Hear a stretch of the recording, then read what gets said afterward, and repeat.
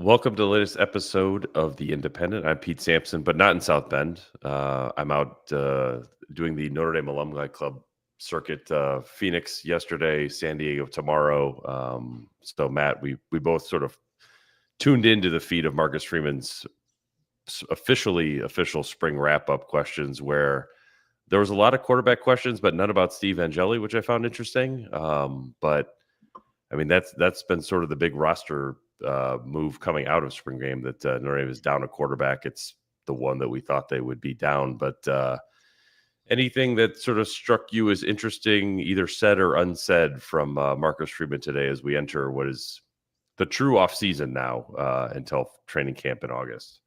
Not till the portal closes later this week, Pete. Oh, God, Two ships passing in the night. I just got back from California, as you can tell, and you're just out on the West Coast now as well. Hope you come back with a nice tan as well. It felt like a very big picture recap of spring, as far as keeping everyone healthy, learning what they figured out about fatigue and the length of a long, extended college football playoff season last year.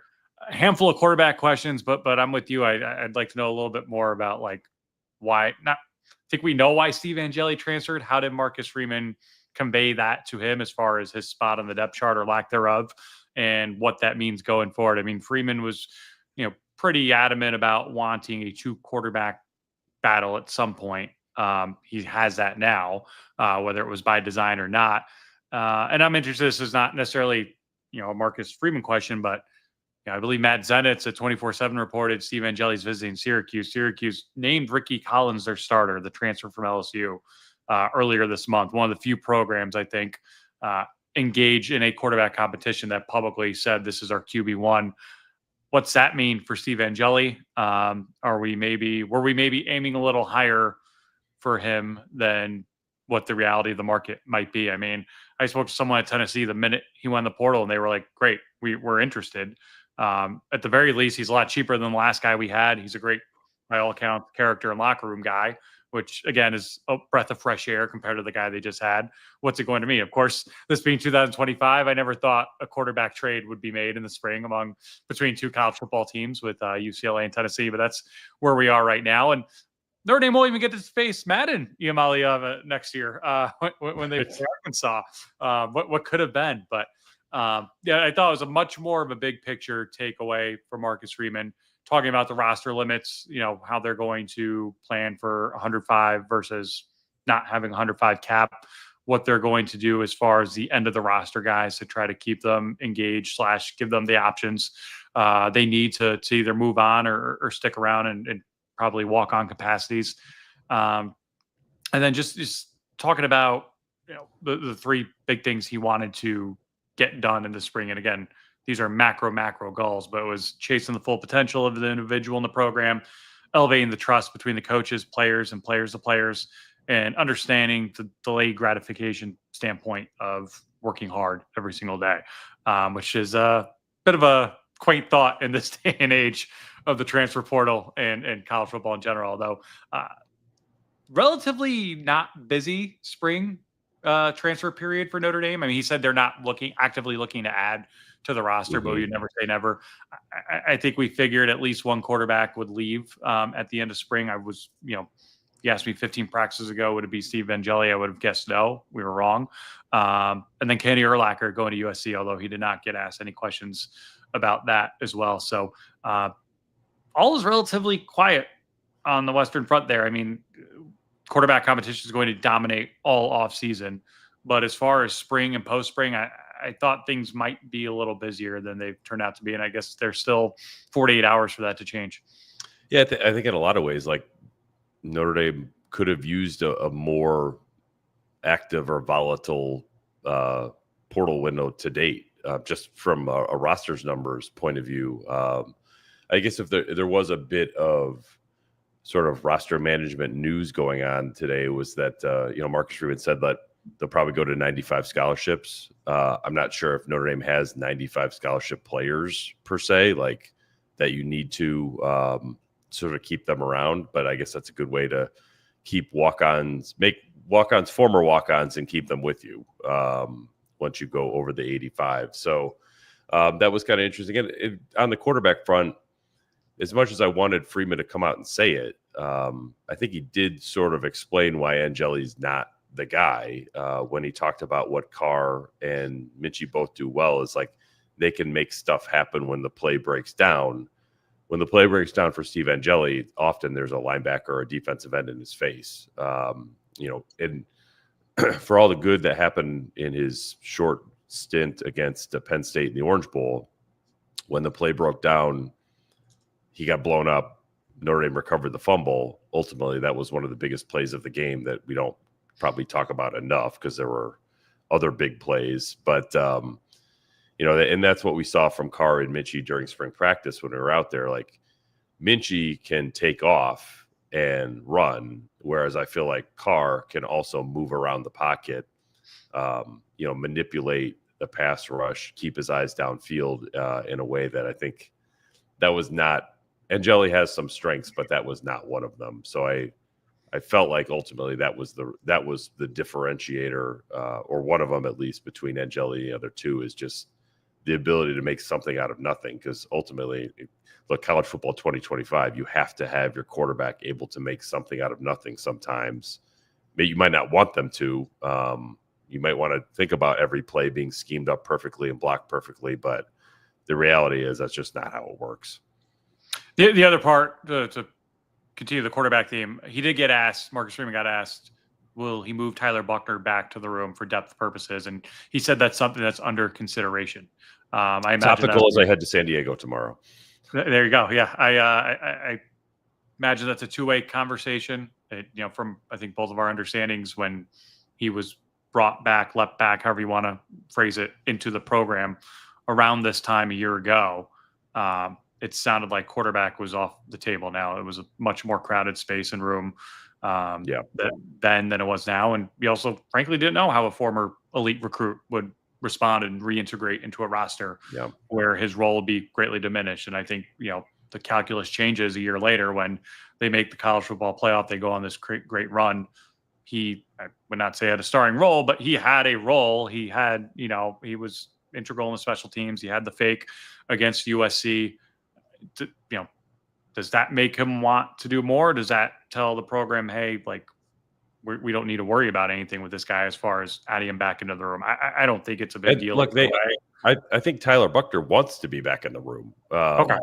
Not necessarily to like win the starting job, or like, that's not what I think. It's more about like he sees the game as a quarterback, and if he's coaching the game after he's done playing it, to do so as a quarterback is exactly the way to, I think, get that done. So but for Tyler Buckner to hear that today would be good news for him. That's the room he wants to be in. So I would say for Freeman to put that out there that's probably something Buckner wanted to hear. Well, and what are your options at this point? I think you need more than 3 quarterbacks in a room in this day and age, and 3 guys who haven't played. CJ Carr got mop-up time in Purdue. Kenny Minchey got mop-up time here and there.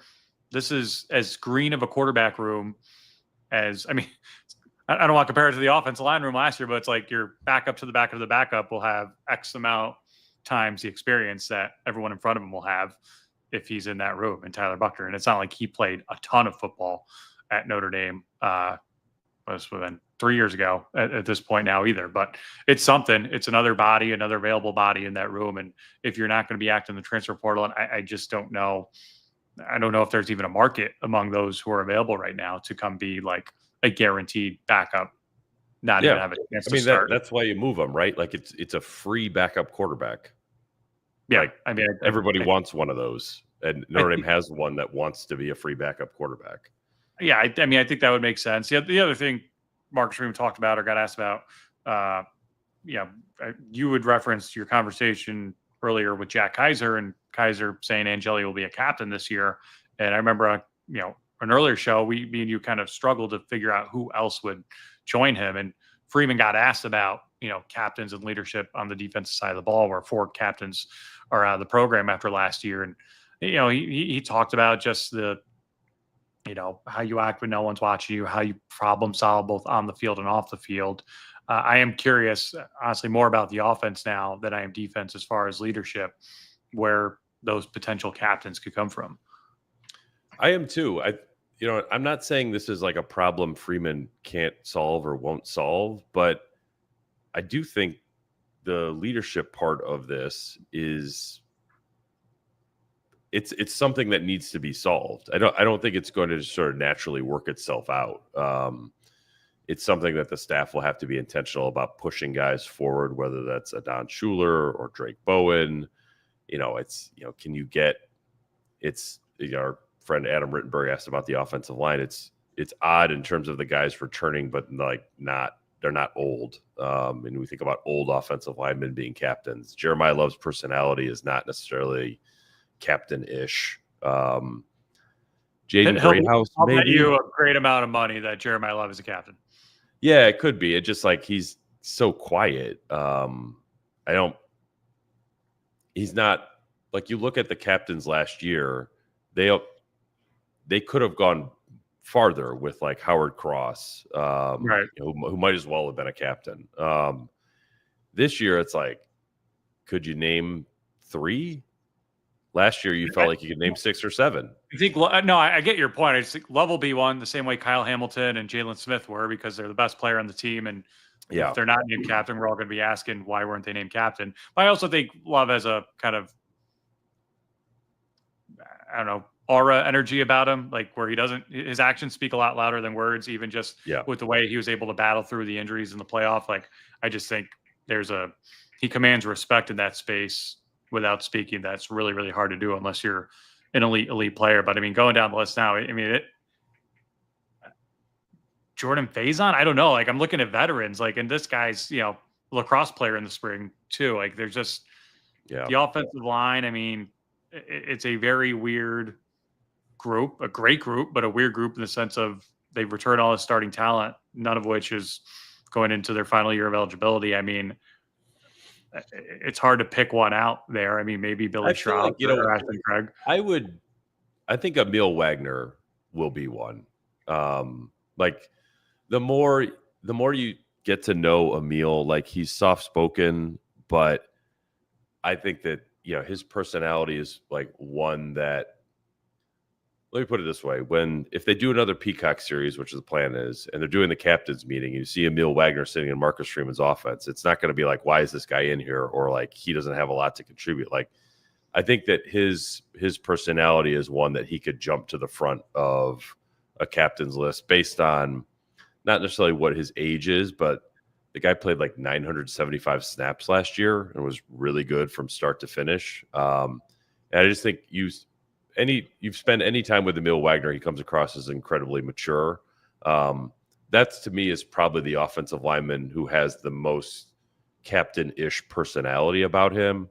So maybe that's the guy on offense. And, they haven't had, like Pat Coogan might as well have been a captain in some ways last year. Wasn't one. Maybe they get back to having an offensive line, because you think of they've had the quarterback captain. That won't be the case this year.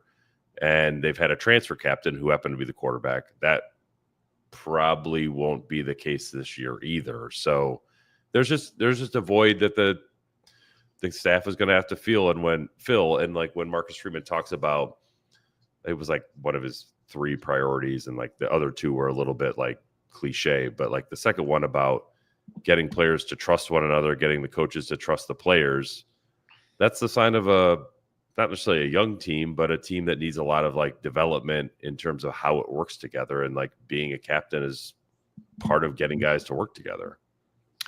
You wrote extensively about him in your spring recap. How about Eli Riden? I mean, on like resiliency alone, I imagine he got a special place in that locker room.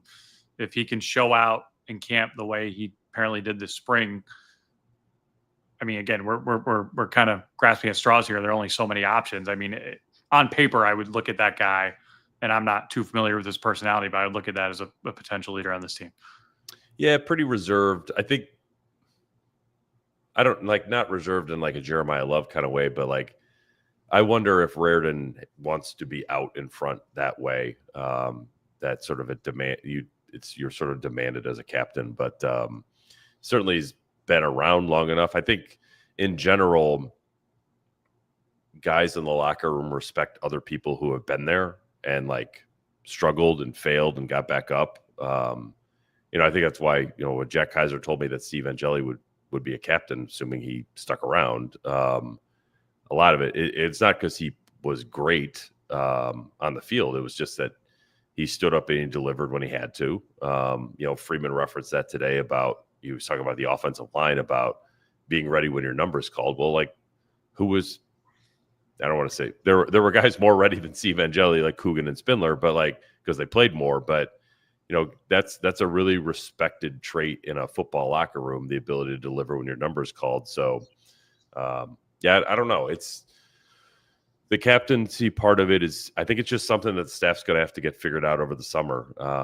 Because it's, for this team to be great. Yeah. Every great team is a little bit more player led. And last year, I don't want to diminish the staff's role last year, but like, did the staff really have to do anything to get Jack Kaiser to be a leader? Right. Benjamin Morrison or Riley Leonard, like Xavier Watts? Like, just like, you guys are good. Just tell us, like, they had that lockdown before training camp started. So I think this year's is a much more in process type of group. Glad you mentioned that, because Marcus Freeman also got asked just how good is this team going to be, and he said, he went back to week 2 of last year. He went there already and said, if you ask me, I thought we were over talking. Like, I wish. Can Marcus Freeman stop bringing up Northern Illinois? I'm really sick of talking about it. So he usually brings that up. Reversed. Like, the coach is sick about the media bringing it up, which is not actually the most enlightening part of his answer. I thought his answer, and it might have been to another question later on, but he said, like, last year I made the mistake, or I would say mistake, but he said, I've grown as a coach. Last year I came up here and said, it's the most talented football team I've had here, and I'm not going to say that again. And I'm glad he phrased shouted out it was. But which is true. He got into an answer of, like, there's so many things that go into result. And me and you've talked about this endlessly. Do I think this year's team's better than last year's, going to be better than last year's? I don't, but it could be.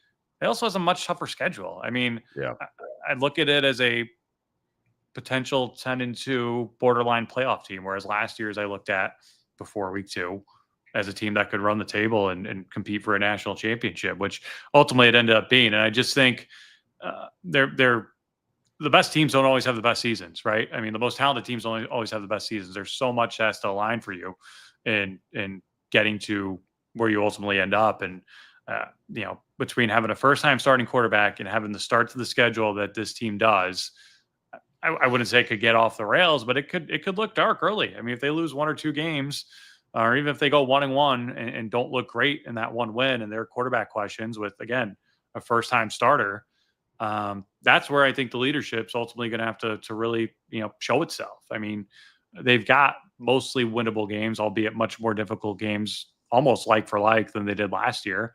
Yeah. How's that going to, I mean, if we're going to bring up bad memories, the 2016 team was every bit as good, if not better, than the 2017 team on paper. But they had quiet leadership. There was obviously, coaching malpractice going on. They went 4-8. They were in every single game, but they went 4-8. And if they lined up against the 2017 version of themselves, with all things being equal, who's to say they wouldn't win? I mean, it's just that part matters. I mean, I remember speaking to someone in the program in the middle of that season, and they were just like, God bless our captains, but each one's quieter than the next. Like, we need a Joe Schmidt in here who's going to take everyone to the side on Thursday and after practice and say, we're not going out on Thursdays this season. We're not. We're over that. Yeah. We're about business. Do they have that? I mean, they had it with Jack Kaiser and a number of other guys last year. We'll see ultimately what they have this year.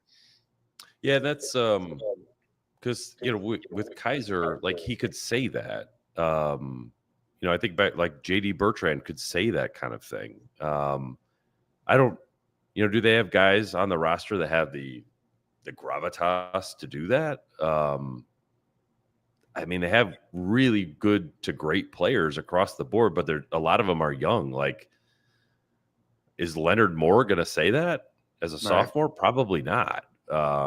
So yeah, it's just that's an interesting thing to get worked out, and it's not inconsequential at all, because I mean, not saying that Notre Dame's going to turn into 2016 and 2025, but like that was a quiet group of leaders. Isaac Rochelle, Torrey Hunter, like maybe James Onawalu, like Glinchey's first year, but yeah, they're all like very highly functioning individuals who like set great examples. But as Marcus talked about today, it's like if you got to be able to like bring up the temperature of the room if you're a leader, and if guys behave the same way when you're not there as when you are there, like you're not really doing the job. So I think that's the number one thing for me, not as a concern but as a question, is like, where does the leadership come from? What does that voice sound like? And how does Notre Dame follow it? Like you have to have good leaders. You have to have good followers too. How does this roster break down that way? Because there's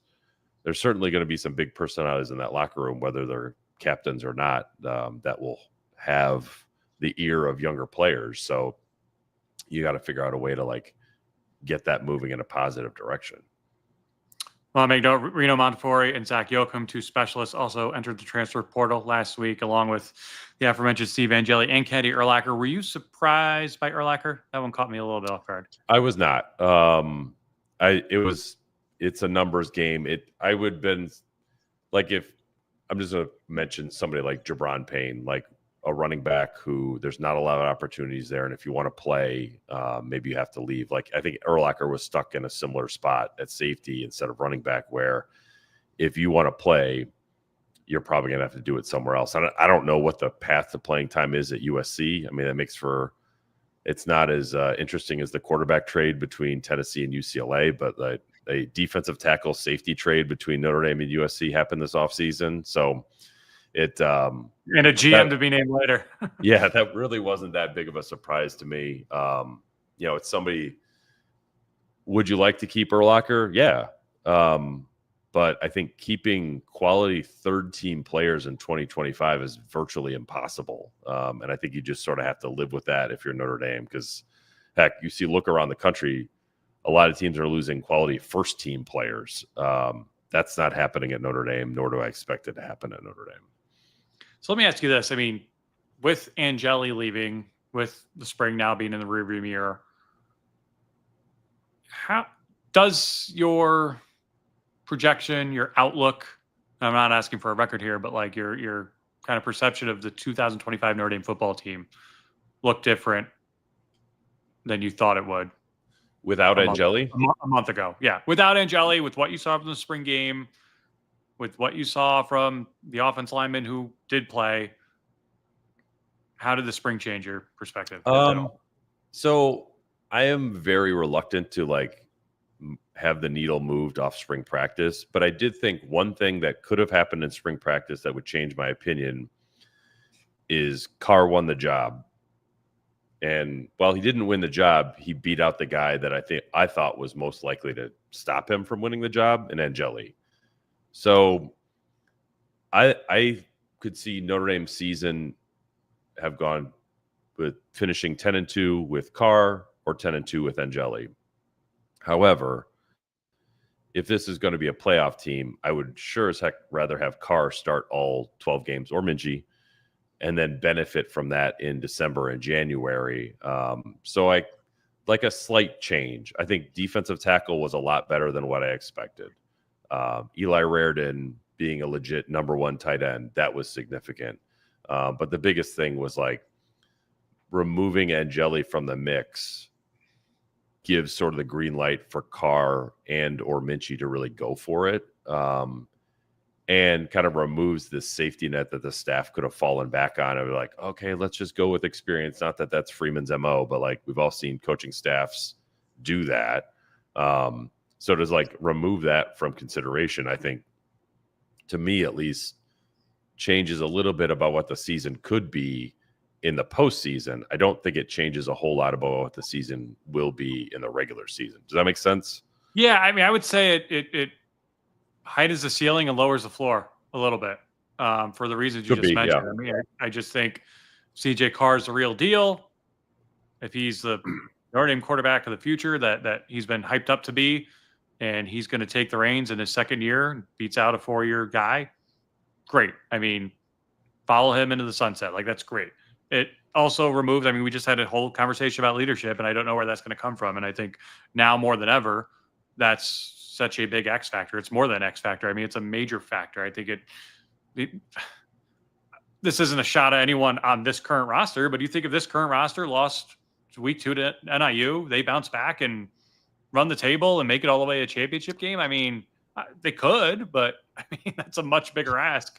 Yeah. When you've got a bunch of guys who haven't done it before and who have not been captains before, who have not been in leadership roles before. So without Angeli, and I don't want to overstate his importance, I think we've done a lot of that on this podcast in previous episodes. I do wonder where some of that comes from. And so, yeah, I mean, my outlook changes both for the better and for worse, mostly for the better. And the other part too, I just think everything I've heard and from what we were able to see on the spring game, we all slept on Kenny Minchey way too much coming into the spring. Every conversation I had, every conversation that was conveyed toward me was Angeli or Carr. Now, like I don't think Marcus Freeman is BSing us when he says like we got a quarterback battle. Like I think Kenny Minchey has an actual shot to win this thing. I think his experience, his mobility, especially in Mike Denbrock's system, gives him more than a fighting chance to win this thing. As excited as everyone is about CJ Carr, and that was, to me, the least likely scenario a month ago, as far as the quarterbacks shake out. So it's changed in that regard for me. Well, before we get to a couple questions in the chat, let's take care of some business. I want to thank presenting sponsor Roback. You can go to roback.com. That's RHOBACK.com. Use promo code Irish for 20% off your first order. Quarter zips, sweats, polos, joggers, shorts, tees. They've got everything, and officially licensed Notre Dame apparel. They got a new line of Notre Dame stuff that came out in the last month or so. Check it out. They sent me a couple of the Notre Dame hoodies. They look fantastic. So go to roback.com. Use promo code Irish for 20% off your first order. And please go to obviousshirts.com. Thank you to our friends at Obvious Shirts. Make some great merch for the pod. T-shirts, quarter zips, crew necks, you name it. Lots of fun sayings.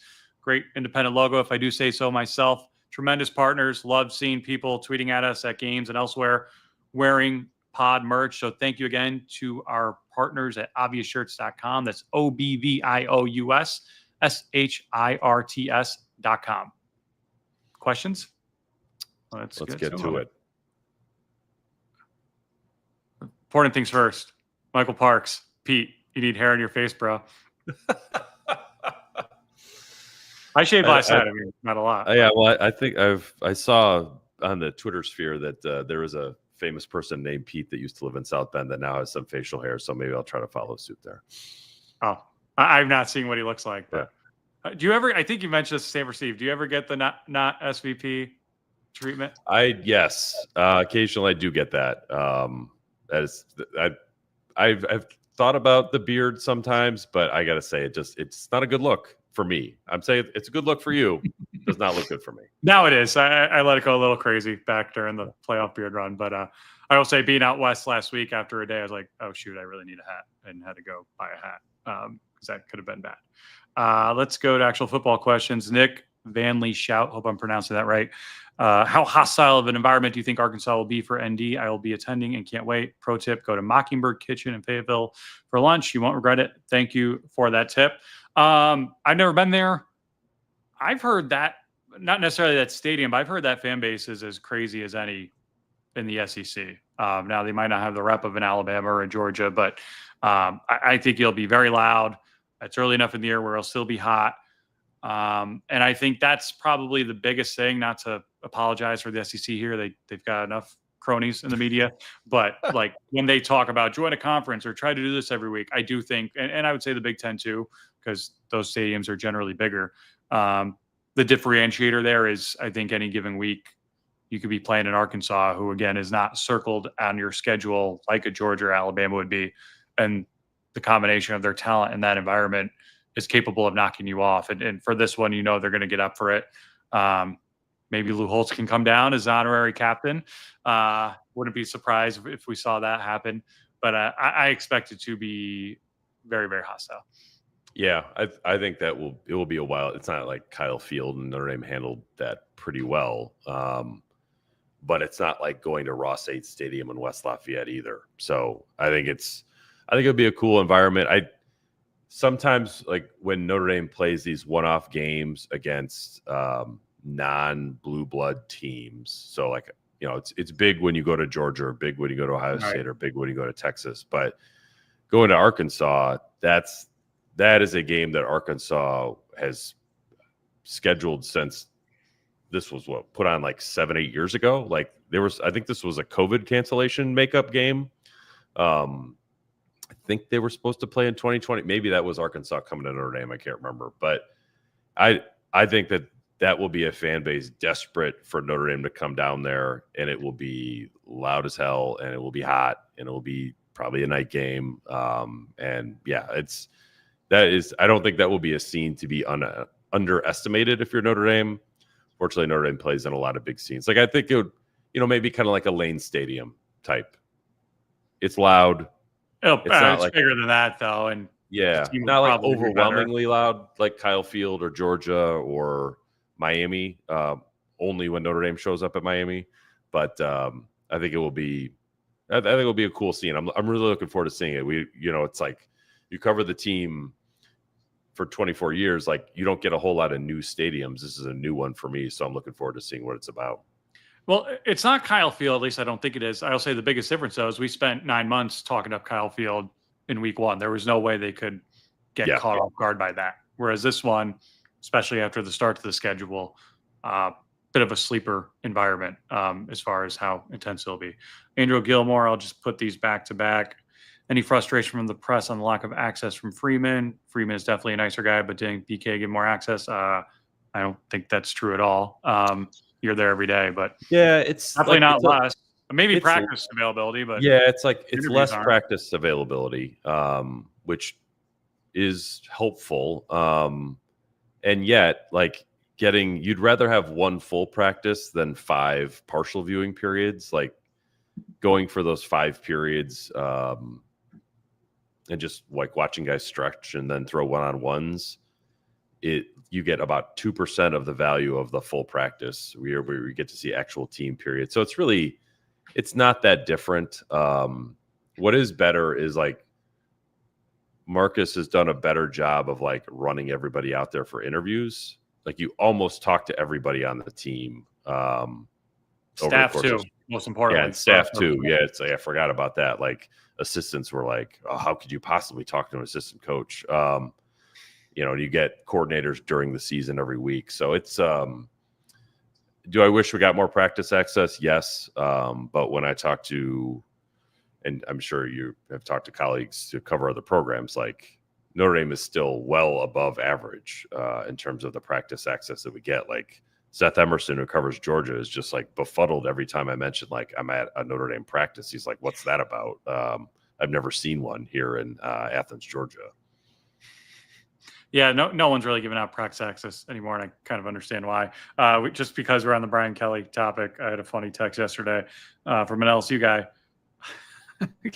I don't know. Oh, it was a celebrity shootout golf tournament, of course, with Kelly and Garrett Nussmeier as quarterback, and he was saying he's a much better football player than he's a golfer, and he basically was saying that's a good thing because he's not spending too much time on the golf course. And there are a lot of LSU fans, I'm sure Notre Dame fans, who hear that and think, well, that's rich coming from the guy who's on the golf course more than literally anybody. Much better golfer than a recruiter.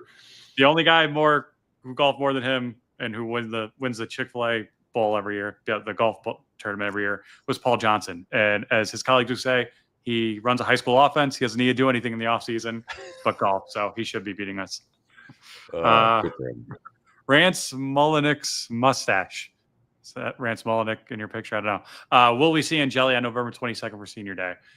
Syracuse is the only reported visit he has on the docket right now. Again, I don't know how good Ricky Collins is. I imagine he's at least very talented. If he was at LSU, the guys he was backing up were obviously really, really good. A Heisman Trophy winner and a guy who's on a short list to win it this year. I thought it was pretty telling that Fran Brown named him the starter as early as he did. So that makes me a little surprised that Angeli is visiting there. I think we always thought, independent of like individual situations, 2 years ago, we'd say, oh, Angeli will get his degree and go start like Maryland or Rutgers, somewhere back east, like a mid-tier power program. And Syracuse fits in that mold as well. I don't know what the market is for him right now as far as I don't know where he would go and start immediately. And in Syracuse's Stanford. case, yes. Yeah. We would start at Stanford. Yeah. It'd be interesting, right? Andrew Luck's their GM, and yet they don't have a quarterback or really a coach at this point. Maybe I take that back. The schedule isn't as hard as as I thought it would be next year. But I just don't know how many other programs out there right now are in need of court. I mean, Rutgers still seems pretty enamored with Ethan Kaliakmanis from Minnesota. I was not overly impressed with him anywhere I've seen him play, but coaching staffs at both places seem to love him. So I don't think Rutgers is going to be where he ends up. I don't know where he ends up. Purdue, I thought was an option they seemed to have filled. Well, they brought Ryan Brown, so they brought him back, right? Yeah, I mean, different coaching staff, but still weird that he leaves for 5 months and comes back. Yeah. But yeah, that was one that I thought when he went in the portal, when Angeli went in the portal, that could be an option for him. I gotta think like half the ACC teams would take him, and he'd be their starter. Right? Yeah, I mean, not Duke, not Clemson, Wake Forest. Well, who'd Wake get? Didn't they get someone?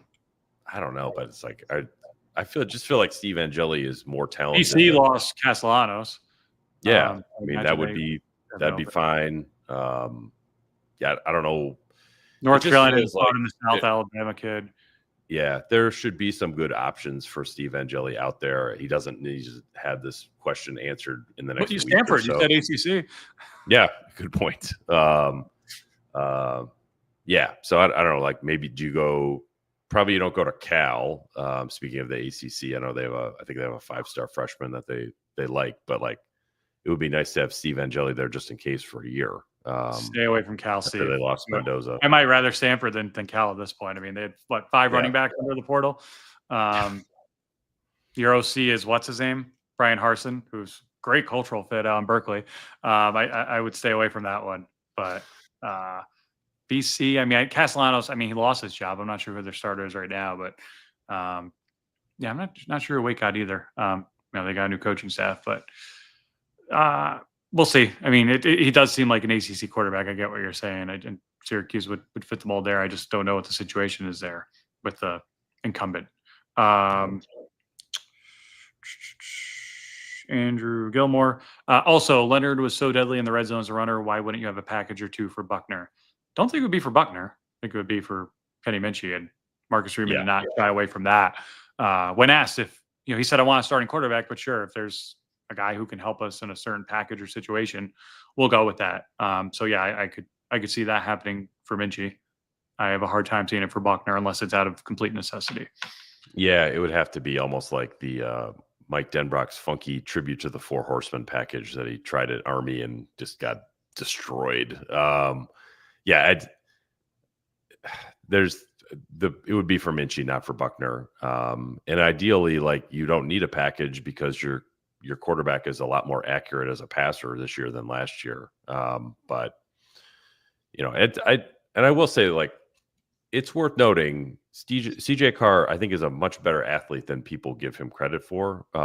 He can move around. Not saying he's more athletic than Sam Hartman, which, maybe isn't saying a lot, but like, I think Sam Hartman was at least an okay athlete at quarterback. Hartman was a good athlete in Wake's offense when they ran him. Carr is better than that.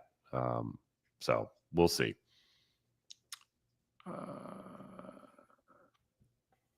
Rajan. Most of us were wrong on our preseason predictions last year. We didn't realize Leonard missing the spring wouldn't matter so much. I don't know if we were wrong in our preseason predictions. I mean, the end result was ultimately where we thought they were capable of going. Obviously, the way they got there was a little uneven early on. Do you think missing the spring is why they lost to NIU? Probably. I think it was a serious factor. I also think like beating A&M was why they lost to NIU. But, right. I think that was a bigger fact. I mean, yeah. I just think that any reason you lose to NIU, and again, we're beating a dead horse here, so I don't know if I'd blame it on the spring. I just think that if you look back at last year, the NIU game plan tried to feature Riley Leonard, the passer, which he was not ready to be featured as a passer. So I think there was some bad sort of prep there. But if Riley Leonard was healthy for all spring and all summer, featuring Riley Leonard, the passer, against a MAC team probably would have been fine. The fact that he had essentially like 4 weeks of reps before that game, was not a recipe for success. But it's not the one reason that they lost to Northern Illinois. Yeah, I'm not going to dismiss it, but it could have helped. Zapatos, 1290. Zapatos. We use that word a lot in our house since our kids are in Spanish school and they're never getting dressed on time. How much do we know about Malachi Fields? Is he a surefire wide receiver one? He's going to start, I think. Wide receiver one, like, be the best player in that group. I think it's possible. I wouldn't put him above Jaden Greathouse just yet, considering one's been in the system for a while and the other hasn't arrived at campus yet. But he's a good player, and I'm curious to see how he'll be on a functional college football offense. I mean, Virginia's been kind of a tire fire. He was good on a dysfunctional college football offense. No, he's good, and everything I've heard about him from Virginia people is like, great kid, fits right at Notre Dame, and we're happy he's getting this opportunity to really showcase himself on a bigger level. So I think he could be wide receiver one. I wouldn't pencil him in for that just yet. I would say that you remember Bo Collins' catch at Texas A&M, that sort of fade ball on the one that preceded the non-called penalty. Yeah, the non-called penalty. Like, I think that's a catch that Malachi Fields is probably going to make 6, 7, 8 times during the year. And like Notre Dame they didn't have a physical presence on the outside as much as like Bo Collins is like a good testing combine guy. He was not a super physical player. I think Malachi Fields looks like an adult male playing college football, and he's going to be able to bully some people on the perimeter in spots where I asked Mike Denbrock this during the spring, like, what's your get out of jail free card, in the way that last year it was Riley Leonard, go do something with your legs on third down. I wonder if Malachi Fields will be your get out of jail free card, similar to like what an elite tight end has been for Notre Dame quarterbacks in the past, where you could just throw the ball up and like, hey, could you go get that for me? I think Fields might be like that level of player. Which would be huge, especially for this offense. They need it. Andrew Gilmore, Arkansas beat Tennessee last year at home, year 2 of that QB and Petrino. Oh, that's right. From Boise State, right? Taylor Green, right? Yeah. Was their quarterback? That's correct. And they beat, I do remember that game. Nico ran out of time in the red zone. Nico's been running out of time a lot lately with some of his decision-making. Will be fascinating to follow that one from afar. But yeah, I mean, it's going to be a tough place to play. No question about it. Virginia just hold 76,000. That's actually surprised by that. Is that true? I would have guessed more. You thought it'd be more? Yeah. I assume everything there is 80 plus. Is it really only 76,000? Donald W. Reynolds Razorback Stadium. I did not know the name of it. I got to confess. It is 76,000. Yeah. Okay. Wow. I think it will be allowed 76,000. It will be allowed 76,000. Yes. Archer 00 Arrow with a big picture question. There's been a lot of chatter about the portal and calendars lately. How would you fix the calendar from your perspective? I think that's the biggest problem in college football right now, the calendar. Yeah. I know these things don't get done with the snap of a finger, but I would make one portal window. I'm not sure why I make it. I saw Ross Bjork, the Ohio State athletic director, this week come out and say he would do that in May, I think for academic purposes, but I don't think that helps anyone football-wise. You don't want the summer to turn into a feeding frenzy. But there should be just one portal window for football. I think the season should start earlier if it's going to go later. We saw the playoff schedule and times get announced yesterday. The biggest upset there being the Rose Bowl will not kick off at 5 Eastern. It'll be 4 Eastern, so prepare your sunset clocks accordingly. Now, we joke about that, but that is literally held up college football playoff expansion and other matters in college football. So the fact they moved off it is actually pretty significant. But I would, I believe the last semi is the 9th and the title game's the 19th, similar to, I think it was 10th and 20th this past season. I would not have a semi on a Friday and then the championship 2 Mondays later. I think, and there are much bigger problems than this. However, you've got NFL playoffs both those weekends. You've got 2 rounds of NFL playoffs in between the time. You've got a college football playoff semifinal and a national championship game. And I think the NFL takes up so much oxygen in America, especially that time of the year, that you just kill all momentum. I think a lot of people who are not Ohio State and Notre Dame fans tuned in that Monday night and thought, oh, it's tonight. And now's the championship. It really feels disconnected from the season. It really does. And again, the ratings were not great. And we're talking about arguably the 2 highest rated programs historically. Yeah. It was like the 3rd lowest rated title game or something in the playoff era. It was not great. And that should never happen. So you're already like, I don't know why you need the long break either way. Like, you're already in the mode of playing every week at that point. Yeah. Similar to the regular season. The NFL does it. I don't know why you wouldn't, why you would give the longer layoff. I don't think it helps for the hype of the game at all. And if you're going to add more games, whether it's a 14 playoff, a 16 team playoff, you're gonna have to find workarounds with that. So I would probably start the season earlier. I would start the bowl season / playoff season earlier. There's too long. I've always thought there's too long of layoff between traditional bowl calendar and the end of the regular season. And then there should just be 1 portal window. I don't know when the best time to do it is. Probably. I mean, can you do it at the end of January with academic stuff? I don't know. Like, it should be much like basketball where you got the portal going on the week of the Final Four. I just don't think that's healthy for anyone. Well, it's like if you moved the season up, then the portal being at the end of December, early January would not be that big of a deal, because you'd have the leeway there. So, yeah, I agree. Moving the season up 1, if not 2 weeks would be fine. If the season started on August 20th, and then wrapped up Thanksgiving weekend, if not the weekend before, like, what about, and also like conference championships? I know I realize they make too much money to go away, but like if we could eliminate that and have that be the first round of the playoffs, like season ends, boom, you're into the postseason. Like that's how you maintain your audience. It didn't matter either last year, at least. It's one. Yeah, there's all 4 lost. Those games feel weird. Like, do they matter? Do they not? I don't really know anymore. So yeah, just maybe have the regular season end a week earlier. Maybe Thanksgiving weekend is, if you insist on conference championship games, maybe play them Thanksgiving weekend, and then boom, hop into the postseason immediately after that, the first weekend of December. I think it would take a lot of moving parts to like re-engineer the calendar so the national championship game is on New Year's Day, but that would be a stretch goal worth trying to see if you can get to. I think if you're running this sport. I lost my train of thought when we were talking about Taylor Green. I knew I wanted to come back. Boise State, that game will be on Peacock next year. One of the, know where all the games will be for the home games, but program, Andrew Gilmore again, if Deuce Knight had remained committed, do you think Minchey would still be in this QB competition? If Notre Dame beat Alabama in 2012, would we be building a statue of Brian Kelly? Would we have already built a statue of Brian Kelly? That's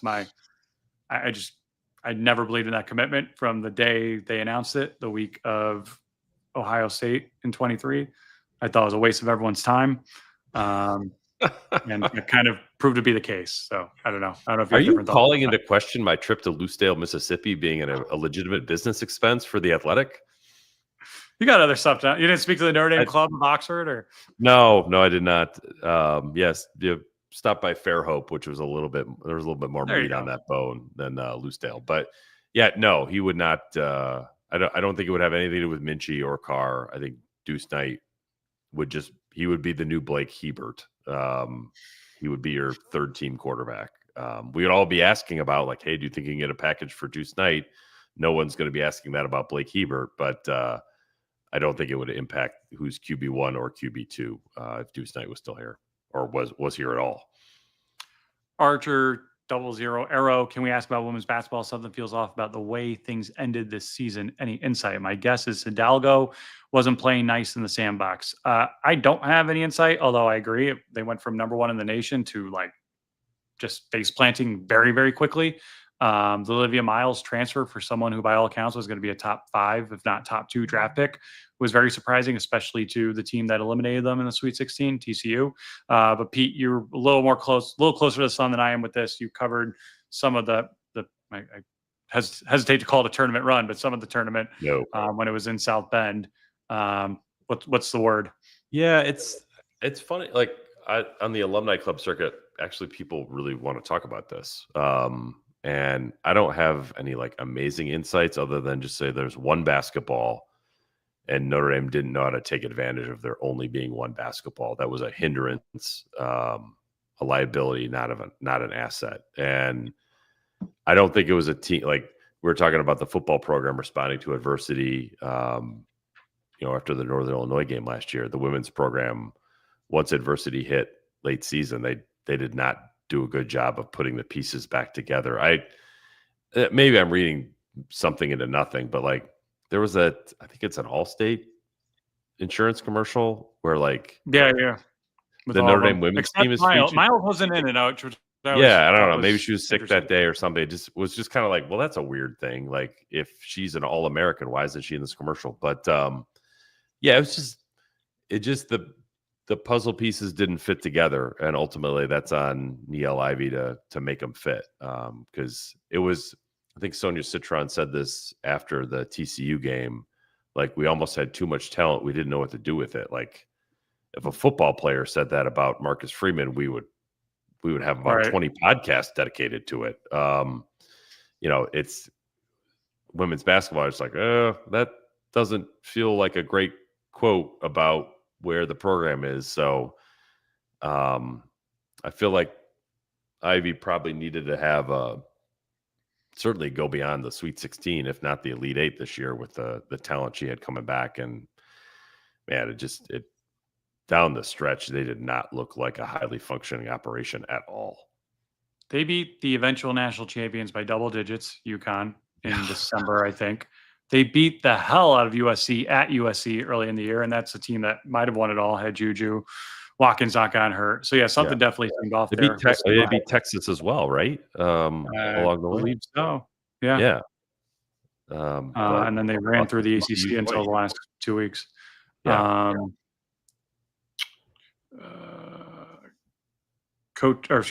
Archer 00 Arrow. What's the con to preseason bowl games, non-playoffs? No opt-outs, doesn't impact conference record, and provides an early season data point. Downside, sounds good when you put it that way, but I just think more than anything in college football, the bowl system is one of those rigid, like tradition. We're not really sure why we do it, but we're going to do it anyway kind of things. And its purpose is as a reward for, you completing your season with your teammates. Obviously, it hasn't been that way in practice a lot lately with opt-outs and the like. But you can argue half these early season kickoff games are bowls anyway, right? The Chick-fil-A kickoff in Atlanta, where I think Syracuse will play Tennessee next year, and the Vegas Classic and Dublin, TCU and UNC just got announced for 26. I would argue there's not a whole lot of differences between that and what you see at the end of the season. My other con to that too is just I think college football should be played on campus. I don't want to put any more games off campus than already are, and there are already way too many, in my opinion. I'm sure every single person who was in Notre Dame Stadium not wearing red on December 20th thought, holy cow, this is like the coolest college football environment game I've ever been to. Why not try to replicate that as many times as possible? Later on. I mean, the solution here is not bowl games as preseason games. Just start the season earlier. Preseason games are like we talked about earlier. Just like skip preseason games. Just have the regular season start earlier. Or spring scrimmages though. In spring scrimmage. Okay, yeah. All right, I get that. That's they don't. I mean, you could do. I would prefer to watch a spring game between two teams opposed to one team scrimmaging itself. But like, I don't think they need to be necessarily called bowl games. Just have them be on campus. Right.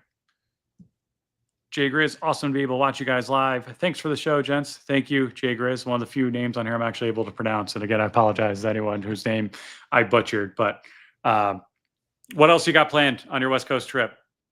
Any recruiting features you're working on?